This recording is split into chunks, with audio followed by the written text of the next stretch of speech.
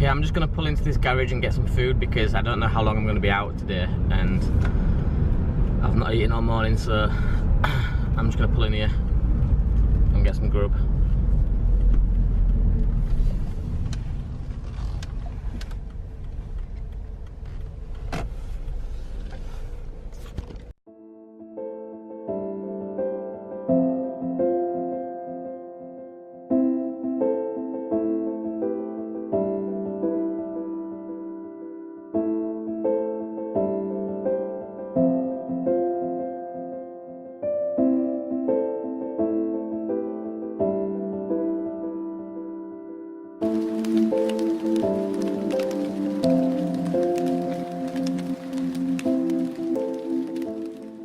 Gonna set out now.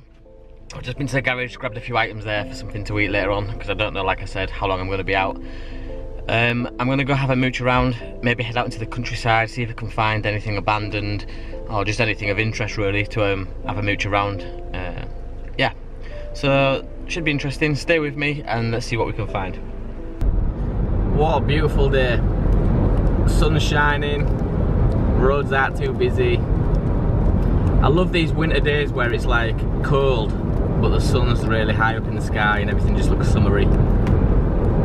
Yeah, beautiful. Ah, buttercrumbie. Not like a bit of buttercrumbie on your toast.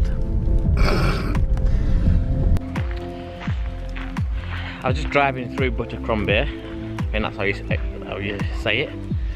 And past one of these old churches, type of old churches that you see when you're driving out in the sticks anywhere, and they normally keep these churches open all the time, if I'm correct, because it's not like obviously in a city where you might get vandals and things like that. So yeah, I really like the look of old churches in the field, so I'm going to go in there and have a little mooch around and see what that's got to offer.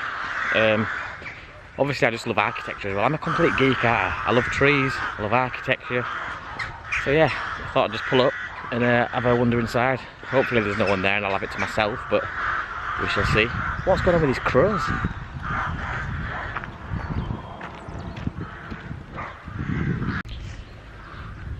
Okay, so this is one of them villages where everybody knows everybody, if you know what I mean. It's the kind of village where everybody knows what David's wife, Elizabeth's brother-in-law's distant cousin Jacob's uncle Pedro's been up to. So I've got a feeling that I'm either being watched already entering this church, or somebody's going to come in there while I'm mooching about and scare the living shit out of me. Excuse me love, what are you doing?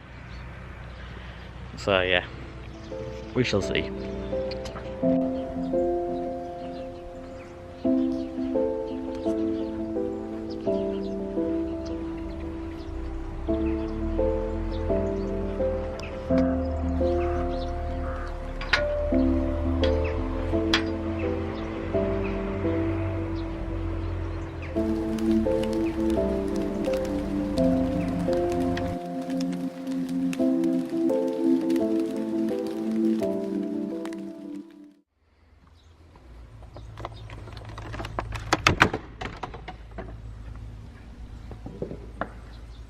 Hello?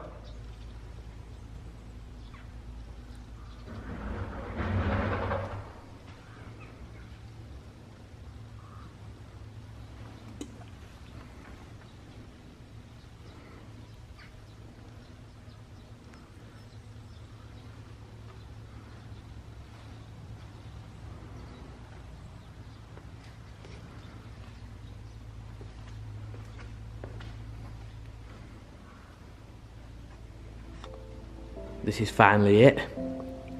This is my big moment. I've always wanted to go up there. Whenever I've seen somebody go up there and do like a speech or a reading, I've always thought that if I was ever to go up there, I'd say the most amazing speech. Like, I would plan it out perfectly. And now here I am. I'm on my own in an ancient church, nobody around. No need to feel nervous or afraid, and I've kind of got in mind what I want to say anyway, so Here goes.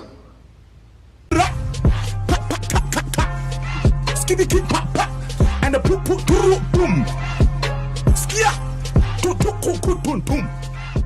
boom.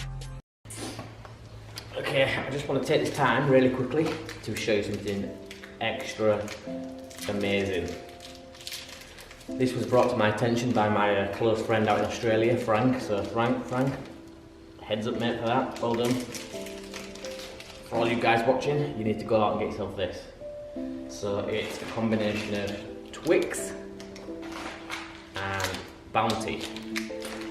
Put the two together, like so, and you have a Twounty. And believe me guys, this is heavenly. It's absolutely amazing, the two combination of Twix and Bounty together. Mind blowing. Oh wow, look at this. I love stuff like this. Look at the size of this book. That book's probably older than me. What do you reckon? I reckon it's probably like Game of Thrones or something really. Harry Potter, something like that. Let's just quickly flick to a page to see what we got. Oh crap.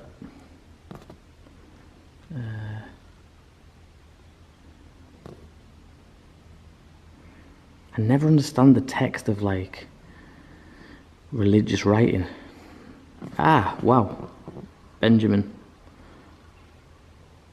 I'm not a Benjamin though, so I kind of guess that doesn't make any significance whatsoever. I'm Ben, not Benjamin, but strange that I would turn the page to a random page and Benjamin be right there. Yeah, awesome. I love things like this.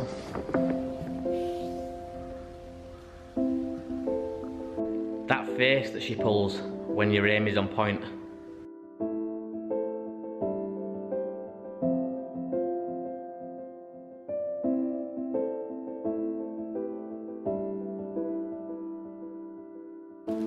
Okay, I've just thought of something really exciting.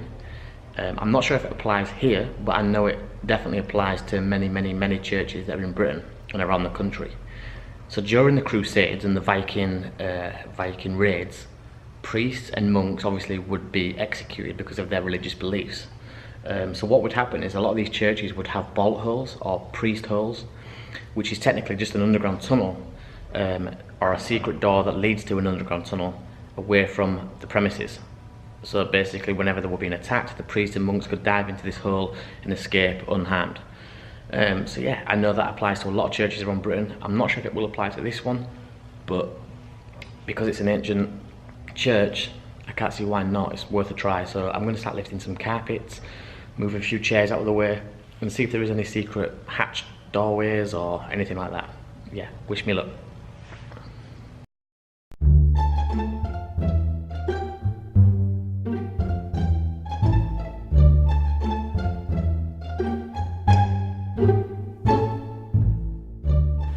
Okay, that turned out to be a bit of a bummer. Couldn't find anything, but that doesn't mean to say there isn't one. It just means to say that either I haven't looked hard enough or it's too well hidden, which you can imagine it would be if they didn't want anybody ever to know that it was there. Because as soon as somebody knows it's there, it kind of defeats the purpose of having it in the first place. So, yeah, I'm not going to start tearing the place apart to have a look for that, but yeah, bolt holes, they do exist, and I'd love to find one day.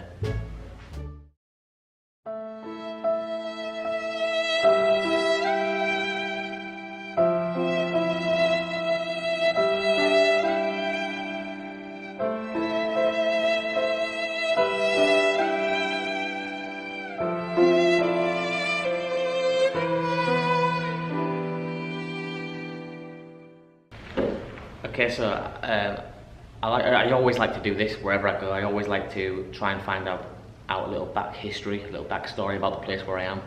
I don't ever just like to turn up or walk in here, start mooching around, helping myself to things without actually learning anything about the place where I am. Just out of respect, really. So the name of the church is St. John the Evangelist. The original church was probably built around 1240 which makes this church roughly around 776 years old, which is mega. Yeah, I love stuff like that. That's a really long time ago. And sitting here when you know that this church, what you're sat in, is 776 years old, just plays with your mind, and you can sit here, but well, I can sit here for like 10-20 minutes just thinking about what life would have been like 776 years ago.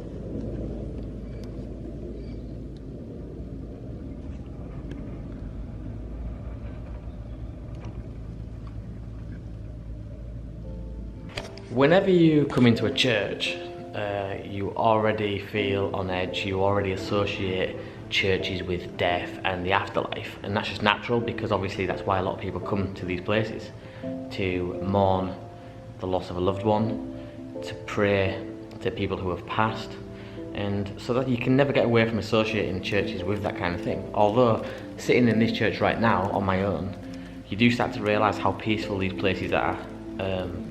And they are really peaceful, but however, it only takes a short look around and you're back to where I was just saying, associating this place with death and everything else, because the churches don't really help in getting our mind away from that. Just look at this carving over here, for example.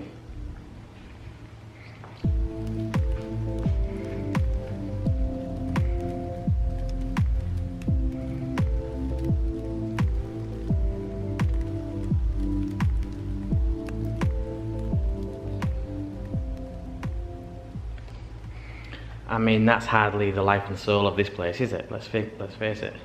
So everywhere you look, there is the little subtle hints of what this place is all about. Yeah, but right now, right here, me on my own, I'm just appreciating it for how peaceful and how amazing this place is, with all the different carvings in the wood, the stone carvings, the furniture, everything about this place just amazes me. Because you think about it, when this was built, they didn't have scaffolding as such. They didn't have spirit levels and all the technology and equipment that we use for buildings today. So yeah, absolutely amazing, and I just love it. I know it's another geek moment, but that's just me, and you're going to get plenty more of them.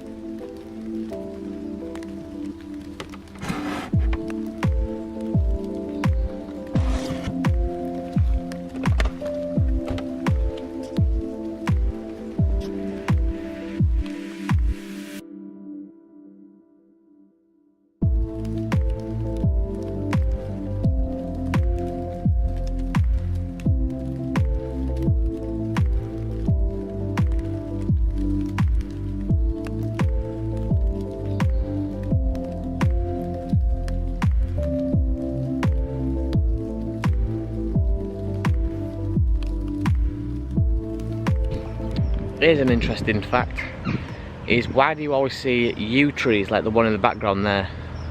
Why do you always see yew trees in graveyards? Well, the reason for that is because, well, there's possibly two reasons, but the more popular reason that people talk about is you always see a yew tree in a graveyard because apparently they ward off bad spirits. The other alternate reason is that everything about a yew tree is completely poisonous. So obviously back in the day, priests, monks, whatever, would be getting the hump about farmers allowing their cattle to roam inside the graveyard, killing all the flowers and things like that. So that would warn them off from allowing their cattle to venture in there, knowing if the yew trees that are inside are completely poisonous. People have died. If you eat more than like four leaves of a yew tree, it can actually be fatal. Something else interesting about a yew tree is that it's almost impossible to predict the age of a yew tree because the trunk is hollow, completely hollow, so there's no age rings to determine how old that thing is.